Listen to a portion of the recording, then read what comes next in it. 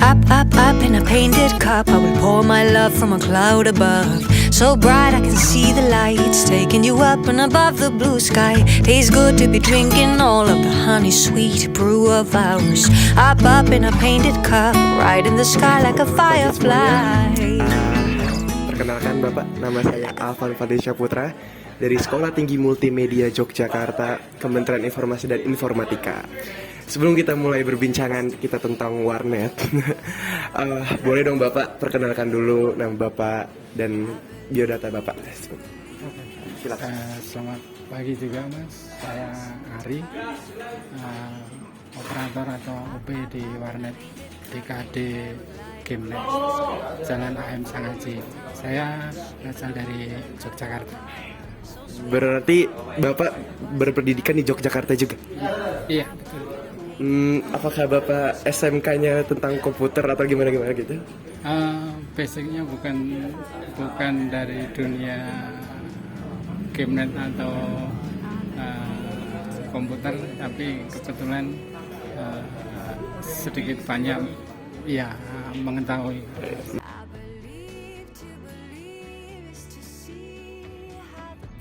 Ya, kebanyakan Mas, mayoritas yang dari dulu untuk OP atau operator di sini itu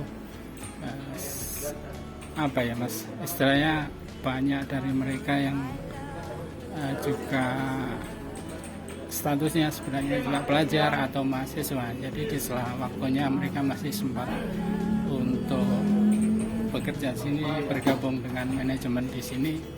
Ya, selain tentunya belajar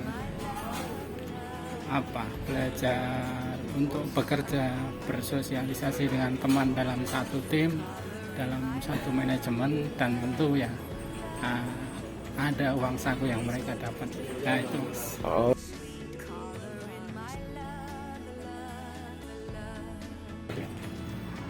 Karena mungkin kepastian jadwal Mas, dan yang fleksibilitas Mas. Jadi dalam satu tim itu misalnya ada dulu kita pernah 21 orang, atau dalam satu tempat misalnya 7 orang, itu kan namanya mahasiswa barangkali ada kegiatan yang mendadak. Jadi untuk jadwal shift dan sebagainya itu bisa dikoordinasikan, atau kalau istilahnya teman-teman di sini bisa tukeran dengan teman yang lain. Nah, fleksibilitas seperti itu yang mungkin menarik untuk mereka bergabung menjadi operator.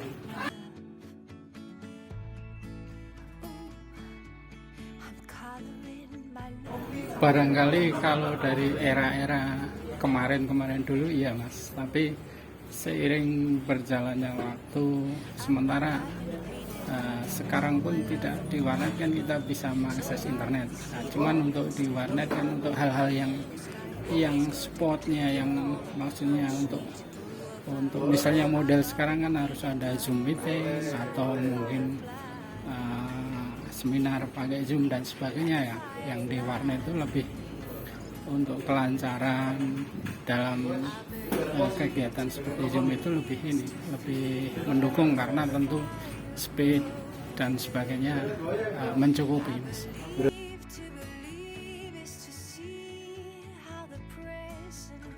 Ya tentu ada Mas, karena suatu usaha yang menempati atau di ruang terbuka, maksudnya umum, siapapun bisa masuk di sini. Tentu ada 1-2 yang mungkin kita kategorikan bukan lagi nakal, tapi mungkin kriminal ya Mas.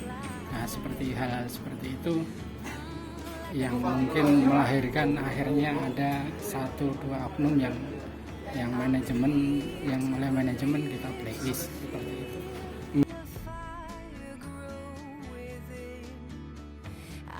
Di sini.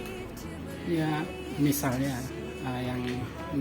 seperti di sini yang main game itu karena mungkin terbawa emosi adrenalinnya, kadang pada saat kalah atau ada hal yang kurang sesuai dengan ekspektasi dia, kadang tangannya secara otomatis mungkin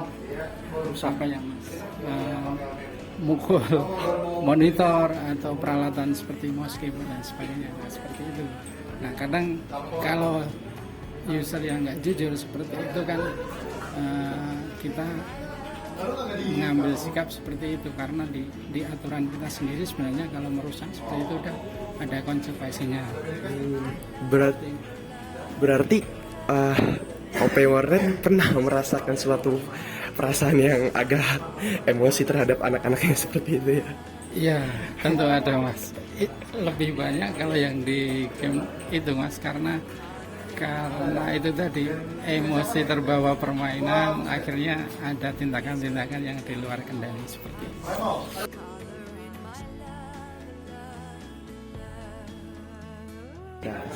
Ya, dari risiko seperti yang mungkin bisa dikatakan berat gitu, sebenarnya tidak seperti itu Mas, karena kita kan setiap saat bisa memonitor sebenarnya. Kita di fasilitas di sebelah kasir, di sebelah OP itu kan ada CCTV yang memantau suasana ruangan, seluruh ruangan, bahkan sampai depan dan belakang. Nah, seperti sebenarnya kalau dipantau asal kasir atau OP memantau itu, terus tiap berapa menit, misalnya 10-15 menit dia keliling gitu kan, suasana aman dan terkendali itu bisa diciptakan.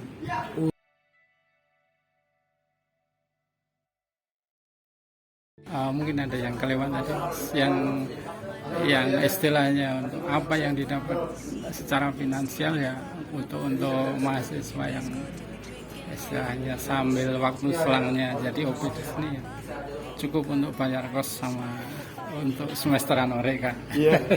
Itu penting sekali. Ya. Terus harapannya begini, semua sisi perkembangan tentu ada hal-hal yang negatif, ada yang positif. Nah, yang negatif ya dari sisi internet dan teknologi informasi ya harus sebenarnya butuh ketegasan. Jadi seperti misalnya di sini Mas, di sini itu kita memang terbuka untuk umum, tapi misalnya untuk jam-jam tertentu, untuk jam sekolah misalnya ya, terutama anak-anak SLT, SMP, mungkin juga SMP yang ketika mau masuk itu masih memakai seragam, ya kita tolak.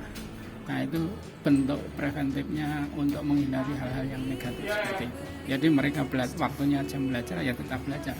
Kita meskipun di sini sebagai usaha, tapi untuk hal-hal yang negatif seperti itu tetap kita ikut sumbangsih untuk waktunya belajar ya belajar seperti itu. Jadi yang saya simpulkan bahwa ada waktunya untuk kita bermain dan waktu kitanya belajar, dan itu generasi muda harus bisa untuk membagi waktu itu, karena emang jujur saja Pak, itu paling sulit untuk generasi muda zaman sekarang. Karena saya sendiri umur saya sekitar 18 tahun, saya sendiri kadang-kadang lupa Pak waktu belajar dan atau bermain.